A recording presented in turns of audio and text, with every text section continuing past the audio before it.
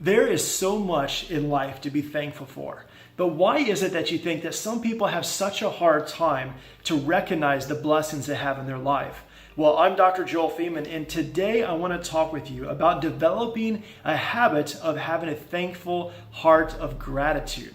You see, gratitude and having a heart of thanksgiving is something that for most of us is learned. You know, we come out of mama's womb and we expect things. We expect to be fed, we expect to be loved, we expect to be cared for, to have dry diapers and so on and so forth. And so having an attitude of thanksgiving is something that our parents oftentimes have to teach us. A perfect example would be that of a child who comes into my office and seeing thousands of patients through the years, many kids will jump off the table and they'll run to the drawer, grab a sticker, and out the door they go.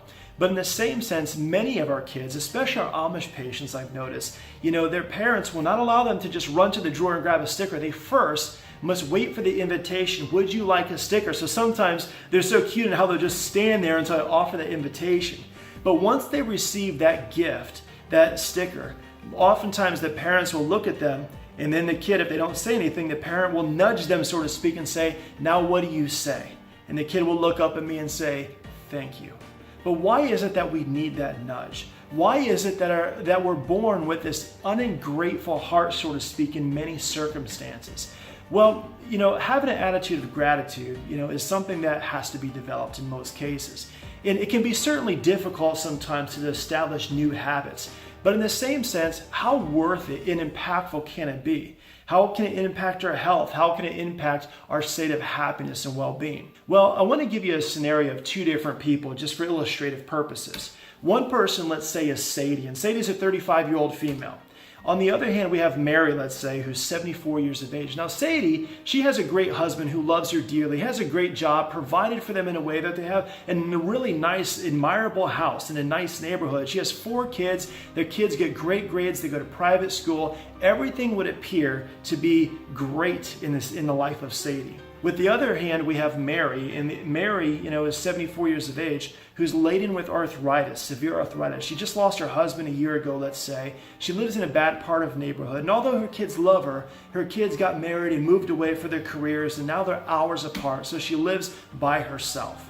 Well, Sadie has basically an attitude to where, it's okay, but she sees the neighbor's house, and she likes the fact that it has a bigger backyard and a swimming pool. She likes the shinier wheels on their SUV and the fact that her kids, did a little bit better in sports.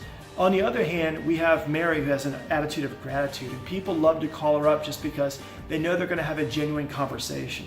Or they love stopping by just to see how she's doing, her neighbors and friends and so forth, because they know that although she may not have much, she'll give out of abundance of what she does have. In other words, she'll prepare a snack or perhaps a meal the best that she can.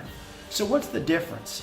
Well, in one case, you have somebody who has apparently everything, and another person you have who has maybe a little bit, but one has an attitude of thanksgiving. They recognize how much really there's blessings in life and how much you can cherish those and recognize and live consciously about those different things. You see, even the studies themselves show that having an attitude of thanksgiving can benefit you in your health.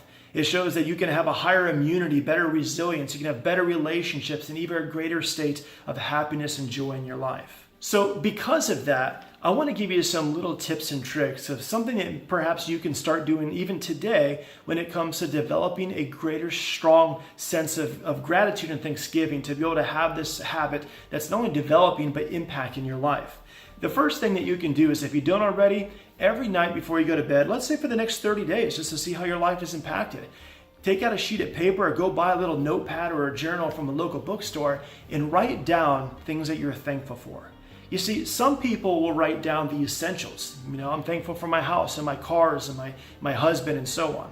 Other people would have pages long of all the things that they're thankful for, that they really cherish in life. So what's the difference? Why is it one person may just have a short list and other people add even the little things? When's the last time, for example, you were thankful for having a toothbrush, a pair of socks or gloves for those cold days?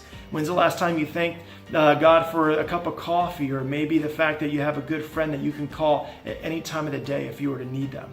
You see, really what it comes down to is the more you start to do these little exercises, the more you start to think of the things and see the blessings that are there and present in our lives that perhaps are overlooked in many cases. And it's easy to do. We all are like that. It's when we choose to turn that thought process and start to put some effort in it. Maybe it's about not just, being grateful yourself, but showing other people how grateful you are for them. When's the last time you text somebody and say, thank you so much, Mom, for all you've done to put into my life? Or when's the last time you've texted a friend and just thanked them for coming over or for seeing them, and so forth. That each and every day we can shoot a text to somebody about thanking them for being part of our lives and impacting our lives. What about the fact of, just for an example, when I was in college, I used to wait tables. And in many cases, you would have, people who would treat you like, oh my goodness, you're there to serve me. That's your job, is to do whatever I want and give. But in the same sense, the way I try to treat people, maybe because I was in that situation as a waiter for years and years, is I try to go above, out of my way, so to speak, to show an attitude of gratitude, realizing that they're no different than most other people. They're there given a part of their life to be able to provide, through service for themselves and their family. So to give them an attitude of gratitude and say, listen, thank you so much for your service. What an amazing job. I was blessed by how well you did. Just thinking of those different things, changes the way we sometimes perceive life. And so that's a challenge also that I would have for you, is to look for opportunity that you can be grateful with your words and truly enjoy the services and things. So when somebody's cashing you out, hey, thank you so much. I appreciate that. Have a blessed day. And look for those different things. Another amazing thing that I find myself doing, it's really great and shows in research even to be very beneficial, is to have a good prayer and meditation life.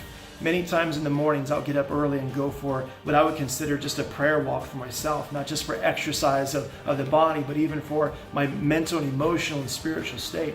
And oftentimes what I'll do is I'll start my walks off for maybe the first 15 minutes, for that matter, just being thankful. And so I'll start walking down the street. I'm like, thank you, Lord, that I have an amazing wife and kids, that my kids love you and they're in great health. Thank you that I have a home and I have grass and I have a mower to cut my grass. Thank you that I have fences with cows and, and fields. And I just start to look for all the different things, that I have shoes on my feet and socks on and I can walk down the street, And so I'll just go through this list of all these different things that I can even think of. Some things that many people would be just crazy thoughts of things to be thankful for. But in the same sense, to be conscious and have that attitude of gratitude, I know has impacted my life, and I know it can impact yours as well. I'm reminded of in Genesis 12 when the Bible talks about when that blessing is put on Abraham's life. When it says that I'm going to bless you abundantly, that I will bless you that you may be a blessing to other people, that I'm going to bless those who bless you and curse those who curse you. And there's many different contexts of what the word blessing actually means or references. But many times what I found when I've done word studies is I find that if you really break it down, it comes down to where the word blessing means to be prosperous, to be admired, and to be happy. How many people do you know of who aren't generally joyful and happy? I mean, we look at America and we prescribe in America more, antidepressants than any other nation in the world, almost more than everybody else combined, if not more than everybody else combined.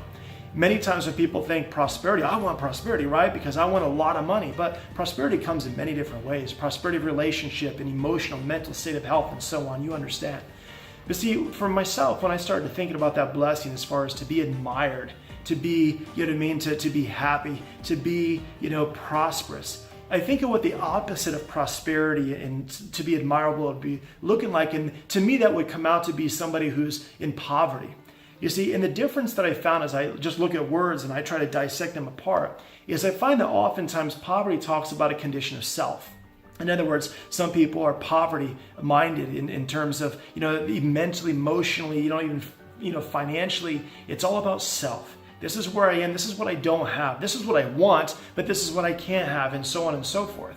And so the reality comes down to, though, is if blessing is all about, to be admired, to be prosperous, that I may be a blessing to other people, then the more I focus for myself on self, the more I have an attitude of not of thanksgiving, but of an attitude of expectancy, I focus more on me, which then oftentimes will create a problem.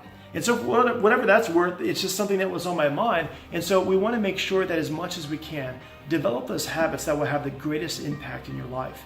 And I know for myself as well as other people that having an attitude and a habit of gratitude and thanksgiving can have a massive, massive impact and change your life for the better. And so I would encourage you to give it a shot and see what you can do with that. And again, I'm Dr. Joel Feeman, here to help you any way I can to reach the most amazing level of health possible, to empower you with truth and knowledge so you can live a life of joy and prosperity to be admired. And so until next time, be blessed. I'll see you then. Bye.